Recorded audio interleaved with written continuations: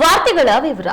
ನಗರದಲ್ಲಿ ಮಂಗಳವಾರ ತಡರಾತ್ರಿ ಸುರಿದ ಭಾರೀ ಪ್ರಮಾಣದ ಮಳೆ ವಿವಿಧೆಡೆ ಸಾಕಷ್ಟು ಅವಾಂತರವನ್ನು ಸೃಷ್ಟಿಸಿದೆ. ಭಾರೀ ಪ್ರಮಾಣದ ಗುಡುಗು ಸಿಡಿಲಿನೊಂದಿಗೆ ಸುರಿದ ಮಳೆಯು ವಿವಿಧೆಡೆ ಪ್ರವಾಹ ಸೃಷ್ಟಿಸಿದೆ. ಇನ್ನು ಮನೆಗಳಿಗೆ ನುಗ್ಗಿ ಅಪಾರ ಪ್ರಮಾಣದ ನಷ್ಟ ಉಂಟಾಗಿದೆ. ಮುಂಗಾರು ಮುನ್ನೆಚ್ಚರಿಕೆ ಕ್ರಮಗಳನ್ನು ತೆಗೆದುಕೊಳ್ಳುವಲ್ಲಿ ಮಹಾನಗರ ಪಾಲಿಕೆ ತೋರಿದ ನಿರ್ಲಕ್ಷ್ಯದಿಂದಾಗಿಯೂ ಹಲವೆಡೆ ಅವಾಂತರಗಳು ಸೃಷ್ಟಿಯಾಗಿದ್ದು, ತೊಂದರೆಗೆ ಸಿಲುಕಿದ್ದ ಜನರು ಪಾಲಿಕೆ ವಿರುದ್ಧ ಹಿಡಿಶಾಪವನ್ನ ಹಾಕಿದ್ದಾರೆ. ಹೌದು, ಶರಾವತಿ ನಗರದಲ್ಲಿ ರಾಜಕಾಲುವೆ ಸ್ವಚ್ಛಗೊಳಿಸಿದ ಹಿನ್ನೆಲೆಯಲ್ಲಿ 10 ರಿಂದ 15 ಮನೆಗಳಿಗೆ ಗಲೀಜು ನೀರು ನುಗ್ಗಿದೆ. ಇಲ್ಲಿನ 7ನೇ ತಿರುವಿನ ನಿವಾಸಿಗಳಾದ ಗೌರಮ್ಮ, ಮಂಜುನಾಥ್, ಬಬ್ಬಮ್ಮ, ಮಾದಯ್ಯ, ಲಿಲ್ಲಿ ಎಂಬುವರ ಮನೆಗೆ ಎದೆ ಅಗಲದ ನೀರು ನುಗ್ಗಿದ ಕಾರಣ ಮನೆಗಳ ಫ್ರಿಡ್ಜು, ಟಿವಿ, ವಾಷಿಂಗ್ ಮಷಿನ್ ಮೊದಲಾದ ಯಂತ್ರೋಪಕರಣಗಳು ಹಾಳಾಗಿವೆ. ಅಲ್ಲಿನ ಮನೆಗಳು ತಗ್ಗಿನ ಪ್ರದೇಶದಲ್ಲಿರೋದ್ರಿಂದ ಮಳೆ ನೀರು ಸಲೀಸಾಗಿ ನುಗ್ತಾ ಇದೆ. ಇನ್ನು ಸಾಗರ ರಸ್ತೆಯ SS ಇಂಡಸ್ಟ್ರಿಗೆ ಭಾರೀ ಪ್ರಮಾಣದ ನೀರು ನುಗ್ಗಿದೆ. ಇನ್ನು ಮುಳ್ಳು ತಂತಿ ಮತ್ತು ಚೈನ್ ಲಿಂಕ್ ಮಷಿನ್ ತಯಾರಿಸುವ ಇಂಡಸ್ಟ್ರಿನಲ್ಲಿ ತಯಾರಿಸಲಾಗುತ್ತಿದ್ದ ಲಕ್ಷಾಂತರ ರೂಪಾಯಿ ಮೌಲ್ಯದ ತಂತಿಗಳು, ಇತರೆ ವಸ್ತುಗಳಿಗೆ ಮಳೆ ನೀರು ನುಗ್ಗಿ ಹಾನಿ ಒಳಗಾಗಿದೆ. ಇನ್ನು ಅನಂತರ ಅಗ್ನಿಶಾಮಕ ದಳದ ಸಿಬ್ಬಂದಿಗಳು ನೀರನ್ನ ಫ್ಲೋಟಿಂಗ್ ಪಂಪ್ ಸಹಾಯದಿಂದ ಹೊರಹಾಕಿದ್ದಾರೆ. ಇನ್ನು ಭಾರಿ ಮಳೆಯಿಂದ ರಾಜಕಾಲುವೆ ಉಕ್ಕಿ ಹರಿದ ಪರಿಣಾಮದಿಂದ ಸಾಗರ ರಸ್ತೆಯಲ್ಲಿರ್ತಕ್ಕಂಥ ಮುಳ್ಳುತಂತಿ ಹಾಗೂ ಚೈನ್ ಲಿಂಕ್ ಮೆಶ್ ತಯಾರಿಸುವ SS ಇಂಡಸ್ಟ್ರಿ ಸಂಪೂರ್ಣವಾಗಿ ಜಲಾವೃತ ಆಗಿದ್ದ ಘಟನೆ ನಡೆದಿದೆ. ಇನ್ನು ವಿಷಯ ತಿಳಿತಾ ಇದ್ದಂತೆ ಸ್ಥಳಕ್ಕೆ ಆಗಮಿಸಿದ ಅಗ್ನಿಶಾಮಕ ದಳ ತಂಡವು ಸತತ 1 ಗಂಟೆಗೂ ಹೆಚ್ಚು ಕಾಲ ಕಾರ್ಯಾಚರಣೆ ನಡೆಸಿ ಫ್ಲೋಟಿಂಗ್ ಯಂತ್ರದ ಮೂಲಕ ಇಂಡಸ್ಟ್ರಿಗೆ ನುಗ್ಗಿದ ನೀರನ್ನ ಹೊರಹಾಕಿದೆ. ಇನ್ನು ನಿನ್ನೆ ತಡರಾತ್ರಿ ನಗರದಲ್ಲಿ ಸುರಿದ ಭಾರೀ ಮಳೆಯು ಭಾರೀ ಪ್ರಮಾಣದ ಗುಡುಗು ಸಿಡಿಲಿನ ಆರ್ಭಟಕ್ಕೂ ಸಾಕ್ಷಿಯಾಯಿತು. ಸರಿಸುಮಾರು ರಾತ್ರಿ 21 ರಿಂದ 50 ಅಂದ್ರೆ ಮಳೆ ಶುರುವಾಯಿತು. ಮಧ್ಯರಾತ್ರಿ ಮಳೆ ಹನಿಗಳು ಭೂಮಿಗೆ ಅಪ್ಪಳಿಸುವ ಮುನ್ನ ಗುಡುಗು ಸಿಡಿಲಿನ ಆರ್ಭಟ ಶುರುವಾಗಿತ್ತು. ಭಾರೀ ಸದ್ದಿನೊಂದಿಗೆ ಅಬ್ಬರಿಸಿದ ಗುಡುಗು ಸಿಡಿಲು ಜನರ ಎದೆಯನ್ನ ನಡಗಿಸಿಬಿಟ್ಟಿತು. ಬಹುತೇಕ ಮನೆಗಳಲ್ಲಿ ಆ ಹೊತ್ತಿಗೆ ಜನರು ನಿದ್ದೆಯಿಂದ ಎದ್ದು ಜೀವ ಭಯಕ್ಕೆ ರಕ್ಷಣೆಗೆ ಮಾರು ಹೋಗಿದ್ರು. ಯುದ್ಧ ಭೂಮಿಯಲ್ಲಿ ಮಿಸೈಲ್ಗಳು ನೆಲಕ್ಕೆ ಅಪ್ಪಳಿಸಿ ಮೇಲಿಂದ ಮೇಲೆ ಭಾರೀ ಸದ್ದು ಮಾಡುವ ಹಾಗೆ ಗುಡುಗು ಸಿಡಿಲು ಒಂದಾದ ಮೇಲೆ ಬಂದು ಎಡೆಬಿಡದೆ ಅಪ್ಪಳಿಸಿ ಜೀವ ಭಯವನ್ನ ಹುಟ್ಟಿಸಿದ್ದು. ಇನ್ನು ಇಂತಹ ಗುಡುಗು ಸಿಡಿಲಿನ ಆರ್ಭಟವನ್ನ ನಾವು ಇತ್ತೀಚಿನ ವರ್ಷಗಳಲ್ಲಿ ನೋಡೇ ಇರಲಿಲ್ಲ, ಕೇಳೂ ಇರಲಿಲ್ಲ. ಏನೋ ಅಪಾಯವೇ ಸೃಷ್ಟಿಯಾಗುವ ಹಾಗೆ ಗುಡುಗು ಸಿಡಿಲು ಆರ್ಭಟಿಸಿದ್ದು. ಯಾಕಾಗಿ ಆ ಪ್ರಮಾಣದಲ್ಲಿ ಗುಡುಗು ಸಿಡಿಲು ಆರ್ಭಟಿಸಿದ್ದು ಏನಾಗುತ್ತೋ ಗೊತ್ತಿಲ್ಲ. ಆದ್ರೆ ಪ್ರಕೃತಿಯ ಮುನಿಸು ಈಗ ಕಾಣಿಸಿಕೊಳ್ತಾ ಇರೋದು ಆತಂಕವೇ ಹೌದು.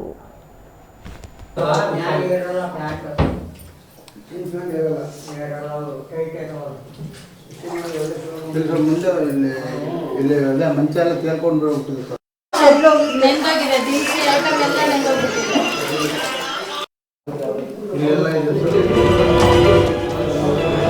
ಮಂಚ ಎಲ್ಲ ತೇಲ್ಕೊಂಡು ನಾವು ಯಾರ ಹತ್ರ ಹೇಳೋಣ ಈಗ?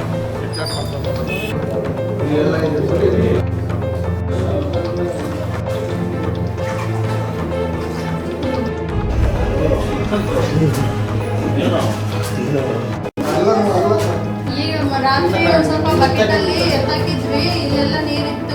ಏನು ಸಾಮಾನ್ಯ ಇಟ್ಟಕ್ಕಾಗಿಲ್ಲ,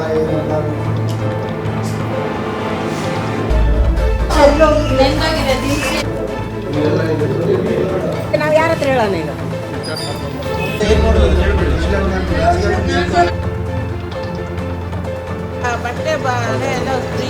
ಬಟ್ಟೆ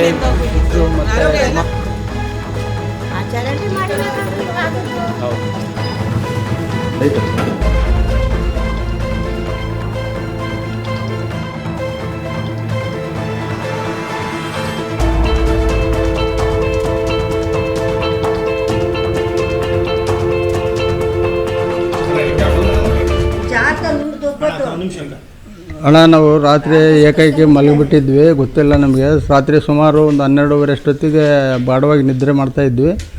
ಆ ಟೈಮಿಗೆ ಮಳೆ ಬಂದುಬಿಟ್ಟಿದೆ.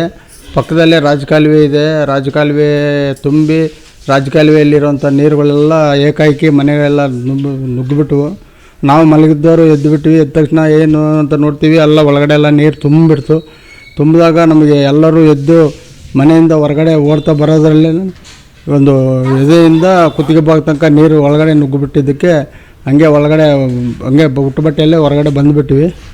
ಹಾಗಾಗಿ ಭಾಳಷ್ಟು ನಮಗೆ ಮನೆಯಲ್ಲಿರುವಂಥ ಬಟ್ಟೆ, ಬರೆ ಮತ್ತು ಟಿ ವಿ, ಫ್ರಿಡ್ಜು, ಮಿಕ್ಸಿ ಅಕ್ಕಿ ಬೇಳೆ ಎಲ್ಲ ಪ್ರತಿಯೊಂದು ಸಾಮಾನು ಎಲ್ಲ ಮನೆ ಒಳಗೆ ಇದ್ದಿದ್ದೆಲ್ಲ ಹಾಳಾಗಿಬಿಟ್ಟಿದೆ.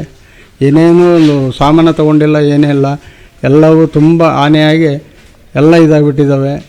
ಇದನ್ನು ಏನು ಮಾಡಬೇಕನ್ನೋದು ನಮಗೆ ಗೊತ್ತಿಲ್ಲ, ಎಂಥದಿಲ್ಲ. ಹಂಗಾಗಿ ನಮಗೆ ಏನು ಇವಾಗ ದುಃಖದೋಸ್ತಾ ಇದೆ, ಒಂದು ಬಟ್ಟೆ ಬರೇನೂ ಇಲ್ಲ, ಹಂಗಾಗಿಬಿಟ್ಟಿದೆ. ಅಂಥ ಪರಿಸ್ಥಿತಿಯಲ್ಲಿ ನಾವು ರಾತ್ರಿ ನಿದ್ದೆ ಸಹ ಮಾಡಿಲ್ಲ, ನೀರು ಎತ್ತಕ್ಕೂ ನಮ್ಗೆ ಶಕ್ತಿ ಇಲ್ಲದೆ ರಾತ್ರಿ ಎಲ್ಲ ಹಾಗೆ ಕೂತಿದ್ದೀವಿ. ಇಲ್ಲಿ ಪಕ್ಕದಲ್ಲಿ ರಾಜಕಾಲುವೆ ಇರೋದ್ರಿಂದ ಆ ನೀರೆಲ್ಲ ಈ ಕಡೆ ಭಾಗದಲ್ಲಿ ಮನೆ ಕಡೆಯೇ ನುಗ್ಗಿಬಿಟ್ಟು ನಮ್ಮ ಮನೆಯೆಲ್ಲ ಸಂಪೂರ್ಣ ನಾಶ ಆಗಿಬಿಟ್ಟಿದೆ. ಮನೆಯಲ್ಲಿರೋಂಥ ಒಂದು ವಸ್ತು ಇಲ್ಲಾಂದ್ರೂ ಒಂದು 6-7 ಲಕ್ಷ ರೂಪಾಯಿ ಸಾಮಾನೆಲ್ಲ ಹಂಗೆ ಹೋಗ್ಬಿಟ್ಟಿದೆ. ಏನೋ ನಮಗೆ ಹೆಂಡತಿ ಮಕ್ಕಳು ಜೀವ ಉಳಿಸ್ಕೊಂಡು ಹೊರಗಡೆ ಬಂದಿದ್ದೆ ದೊಡ್ಡ ಕಥೆ ಆಗಿಬಿಟ್ಟೈತೆ ನಮ್ಮದು. ಈ ಥರ ಒಂದು ಆಗಿಬಿಟ್ಟಿದೆ ಸರ್ ನಮ್ಮದು. ದಿನಸಿ ಐಟಮು ಏನೂ ಇಲ್ಲ, ಬಟ್ಟೆ ಬರೆ ಏನೂ ಇಲ್ಲ, ಫ್ರಿಡ್ಜು ಇವು ಎಲ್ಲ ಟಿ ವಿ ಎಲ್ಲವೂ ಏನು ಒಂದು ಕೈಗೆ ಸಿಕ್ಕಿಲ್ಲ ಸರ್. ಎಲ್ಲ ಹಾನಿಯಾಗಿ ಎಲ್ಲ ಸಂಪೂರ್ಣ ಎಲ್ಲ ಇದಾಗ್ಬಿಟ್ಟಿದೆ. ದವಸ ಧಾನ್ಯ ಪ್ರತಿಯೊಂದು ಏನಿಲ್ಲ ಸರ್, ಹಂಗಾಗ್ಬಿಟ್ಟಿದೆ. ನಮ್ಮ ಹೆಸರು ರಾಮಣ್ಣ. ನಾವಿರೋದು ಬಾಡಿಗೆ ಮನೇಲಿದ್ವಾ, ಹಿಂಗೆಲ್ಲ ಮಳೆ ಬಂದ ರಾತ್ರಿ ಈ ಥರ ಆಗಿದೆ ಎಲ್ಲ. ಅದಕ್ಕೆ ನಮ್ಗೆ ಏನು ಮಾಡ್ಬೇಕಂತ ಗೊತ್ತಾಗ್ತಿಲ್ಲ. ನೀವೇ ಏನಾರ ಒಂದು ದಾರಿ ಹುಡ್ಕೊಡ್ಬೇಕು. ನಮಗಂತೂ ಏನು ತೊಗೊಳೋ ಶಕ್ತಿ ಇಲ್ಲ, ನಮಗೆ ತುಂಬ ಹುಷಾರಿಲ್ದವಳು ನಾನು. ನನಗೆ ಅದಕ್ಕೆ ದುಃಖ ಹೇಳಕ್ಕೆ ಹೋಗ್ದೆ. ರಾತ್ರಿಯಿಂದ ಊಟ ನೀರು ನಿದ್ದೆನೇ ಮಾಡಿಲ್ಲ, ನಾನು ಹಂಗೆ ಬಂದಿದ್ದೀನಿ. ನನಗೆ ತಡ್ಕೊಳಕ್ಕೆ ಆಗ್ತಿಲ್ಲ, ನನಗೆ ಯಾರಿಗೂ ಹೇಳ್ಕೊಳಕ್ಕೂ ಆಗ್ತಿಲ್ಲ. ಆ ಥರ ಆಗಿದೆ ನನಗೆ. ಈಗ ಏನದ್ರಲ್ಲಿ ಏನು ಐಟಮ್ ಸಿಗ್ತಾ ಇಲ್ಲ. ನಾನು ಏನು ಮಾಡಲಿ, ನನ್ನ ಮಕ್ಕಳ ಮನೆಗೆ ಏನು ಕೊಡಲಿ ಅಂತ ಚಿಂತೆ ಎದ್ದುಬಿಟ್ಟಿದ್ದು ನನಗೆ.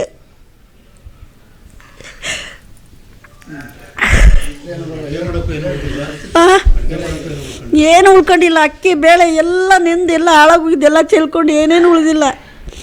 ನೀವೇ ನೋಡಿದ್ರಲ್ಲ ಎಲ್ಲ ಏನಿದೆ ಅಂತ ತೊಗೊಂಬರ್ಲಿ ಹೊರಗೆ. ಏನಾರು ಇಟ್ಕೊಳಕ್ಕೂ ಆಗಲ್ಲ, ಮಾಡೋಕ್ಕೂ ಆಗಲ್ಲ. ಅದಕ್ಕೆ ಹಿಂಗಾಗಿದೆ. ಏನು ಮಾಡ್ಬೇಕಂತ ಗೊತ್ತಾಗ್ತಾ ಇಲ್ಲ ಸರ್ ನಮಗೆ. ಹೌದು, ಸಹಾಯ ಮಾಡ್ಬೇಕು. ಮತ್ತೆ ಎಲ್ಲ ಓಟು ಪಾಟ್ ಹಾಕಿಸ್ಕೊಂಡು ನಮ್ಮನ್ನೆಲ್ಲ ಈ ಥರ ಮಾಡಿಟ್ಟಿದ್ದಾರಲ್ಲ, ಅವರೇ ಸಹಾಯ ಮಾಡ್ಬೇಕು. ಮತ್ತು ನಾವು ಏನು ಮಾಡೋಣ, ಯಾರಿಗೆ ಹೋಗಿ ಹೇಳೋಣ? ಈಗ ಅವ್ರನ್ನೇ ಕೇಳಬೇಕು. ಏನಾರು ನಮ್ಮ ಸ್ವಂತ ಮನೆ ಇದ್ದರೆ ಎಲ್ಲರೂ ಹೋಗಿ ಇರ್ತಿದ್ವಿ. ಅದ್ಲಾಗ ಏನಾರು ಒಂದು ಇದು ಮಾಡ್ಕೊಂಡು ಇದು ನೋಡಿದ್ರೆ ಬಾಡಿಗೆ ಮನೆ ನಾವು ಯಾರಿಗೆ ಹೇಳ್ಕೊಡೋಣ?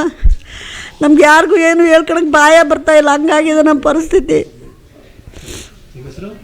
ಗೌರಮ್ಮ ಅಂತ. ಇದು ಶರಾವತಿ ನಗರ ಬಿ ಬ್ಲಾಕ್ ಬಂದು ನಮ್ಮ ನಿನ್ನೆ ಬಂದಂಥ ರಾತ್ರಿ ಮಳೆಯಿಂದ ಸಮಸ್ಯೆ ಆಗಿದೆ. ಈ ಬಡಾವಣೆಯಲ್ಲಿ ಅತಿ ಹೆಚ್ಚು ಮಳೆ ಬಂದಿರೋದ್ರಿಂದ ರಾಜಕಾಲುವೆ ತುಂಬಿ ಎಲ್ಲ ಒಂದು 20ರಿಂದ ಸುಮಾರು 30 ಮನೆಗಳಿಗೆ ನೀರು ತುಂಬಿದೆ. ಇದು ತಿಂಗಳಲ್ಲಿ ಮುಂಚೆನೇ ನಾವು ಸಂಬಂಧಪಟ್ಟ ಅಧಿಕಾರಿಗಳಿಗೆ ಇಲ್ಲಿ ಸಮಸ್ಯೆ ಆಗುತ್ತೆ, ಪ್ರತಿ ವರ್ಷದಂತೆ ಈ ವರ್ಷ ಮಳೆ ಬಂದಲ್ಲೂ ಸಮಸ್ಯೆ ಆಗುತ್ತೆ, ಇದನ್ನು ಸ್ವಚ್ಛಗೊಳಿಸಬೇಕು ಅಂತ ಮಾಹಿತಿ ಕೊಡ್ತೀವಿ. ಆದರೂ ಸಹ ಸಂಬಂಧಪಟ್ಟ ಅಧಿಕಾರಿಗಳು ಯಾವುದೇ ರೀತಿ ಇದನ್ನು ಕ್ರಮ ಕೈಗೊಂಡಿಲ್ಲ. ಇವತ್ತು ಸುಮಾರು ಒಂದು 30 ಮನೆಗಳಿಗೆ ಆದಷ್ಟು ಅತಿ ಹೆಚ್ಚು ನಷ್ಟ ಉಂಟಾಗಿದೆ. ಸುಮಾರು ಮೌಲ್ಯವಾದಂಥ ವಸ್ತುಗಳೆಲ್ಲ ಹಾಳಾಗಿದೆ. ಅವರಿಗೆ ಯಾರು ಸಮಸ್ಯೆ ಬಗೆಹರಿಸ್ತಾರೆ, ಅವ್ರಿಗೆ ಯಾರು ಪರಿಹಾರ ಕೊಡ್ತಾರೆ ಅನ್ನೋದು ಎಲ್ಲರೂ ಒಂದು ಇದರಲ್ಲಿ ಭಯಭೀತಿಯಲ್ಲಿದ್ದಾರೆ. ಈ ಸಂಬಂಧಪಟ್ಟ ಅಧಿಕಾರಿಗಳು ಇಲ್ಲ, ಜನಪ್ರತಿನಿಧಿಗಳು ಇಲ್ಲ. ಇಲ್ಲಿ ನಾವು ಸ್ಥಳೀಯರೆಲ್ಲ ಫೋನ್ ಮಾಡಿ ಈಗ ಕರೆಸಿದ್ದೀವಿ, ಈ ಸಮಸ್ಯೆ ಬಗೆಹರಿಸ್ತೀನಿ ಅಂತ ಹೇಳಿದ್ದಾರೆ. ಈಗ ಇನ್ನೇನು ನೋಡಬೇಕು ಅಧಿಕಾರಿಗಳು ಏನು ಮಾತಾಡ್ತಾರೆ, ಯಾವ ಥರ ಪರಿಹಾರ ಕೊಡ್ತಾರೆ ಅಂತ ನೋಡಬೇಕಾಗತ್ತೆ. ಸರ್ ಮಳೆ 12 ಕಾಲಿಂದ ಸುಮಾರು 1.5 ಗಂಟೆ 2 ಗಂಟೆ ತನಕ ಸಮಸ್ಯೆ ಆಗಿದೆ. ಈ ಸ್ಥಳೀಯ ಜನಗಳು ಯಾರು ಪ್ರತಿಯೊಬ್ಬರು ಮಲಗದೆ ಇಲ್ಲಿವರೆಗೂ ಸಹ ನೀರು ಎತ್ತಾಕೋದಲ್ಲೇ ಸಮಸ್ಯೆಯನ್ನು ಇದು ಮಾಡ್ಕೊಂಡಿದ್ದಾರೆ. ನೀರು ಎತ್ತಾಕೋದ್ರಲ್ಲೇ ಇದು ಮಾಡ್ತಿದ್ದಾರೆ. ವರ್ಷವೂ ಇದೇ ಸಮಸ್ಯೆ. ಈಗ ನಾವು ಹೇಳಿದ್ದು ಅಧಿಕಾರಿಗಳು ಯಾರೂ ಕೇಳ್ತಿಲ್ಲ. ಪಬ್ಲಿಕ್ ಹೇಳ್ತಿರೋದನ್ನ ಯಾವ ಅಧಿಕಾರಿಗಳನ್ನು ಸ್ಪಂದಿಸ್ತಾ ಇಲ್ಲ. ನಾವು ಈ ಜನಪ್ರತಿನಿಧಿಗಳಿಗೆ ಒಂದಷ್ಟು ಚೆನ್ನಾಗಿ ಹೇಳ್ತಾ ಇದ್ವಿ. ಯಾವಾಗಾದರೂ ಈ ಜನಪ್ರತಿನಿಧಿನೂ ಇಲ್ಲ, ಮುನ್ಸಿಪಲಲ್ಲಿ ನಮ್ಮ ಯಾವುದೇ ರೀತಿ ಕಾರ್ಪೊರೇಷನ್ ಅಧಿಕಾರಿಗಳೂ ಜನಪ್ರತಿನಿಧಿಗಳು ಇಲ್ಲ. ಇದು ಬಂದು ಈಗ ಎಲ್ಲರಿಗೂ ಅದೇ ಅನುಕೂಲವಾಗಿದೆ, ಯಾರೂ ಸಮಸ್ಯೆ ಬಗೆಹರಿಸ್ತಾ ಇಲ್ಲ. ಇದಕ್ಕೆ ಆದಷ್ಟು ಪರಿಹಾರ ನಿಮ್ಮ ಮುಖಾಂತರ ನಮಗೆ ಕೊಡಬೇಕಾಗಿ ವಿನಂತಿಸ್ಕೊಳ್ತಿದ್ದೀವಿ.